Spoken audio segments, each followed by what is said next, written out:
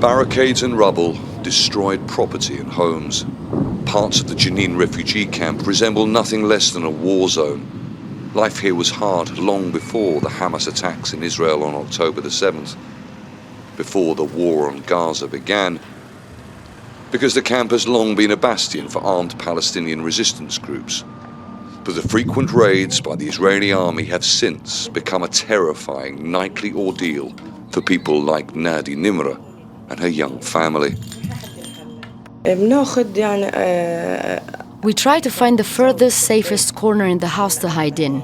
The sound of the explosions is terrifying. I've had to take her to the hospital twice because she went into shock.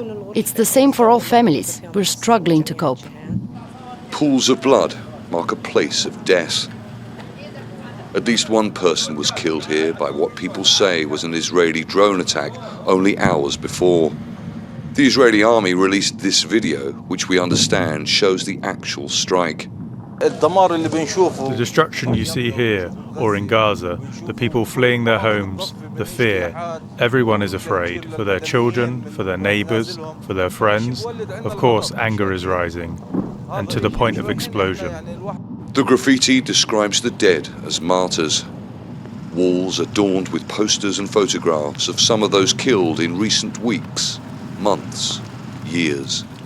Some are shockingly young, but they are prepared to die fighting a powerful army to end decades of an occupation that breaks international law.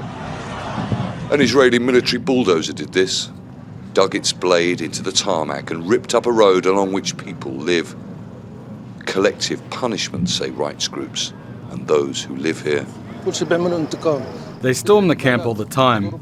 They arrest people, they destroy. They terrorize people to try and force them to flee. There are barricades like this one right the way across the refugee camp here in Jenin. At night, people move them into the center of the road to try and stop Israeli forces from entering. People here are very afraid indeed, and many of the people that live down that alleyway have left in the last couple of days. Children play at a window opposite the bombed-out mosque where Israel says gunmen hid. HOSNIYA Zaidan lives close by, as she has done for more than 50 years. Many people have fled. My one-year-old nephew was eating by the window. There was an explosion. The glass covered him. The soldiers demolish homes. They break inside. They beat people. As the mass killing of civilians in Gaza continues, Palestinians here too suffer the violence of what they say is Israeli army revenge.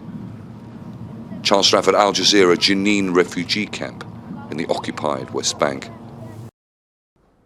Make sure to subscribe to our channel to get the latest news from Al Jazeera.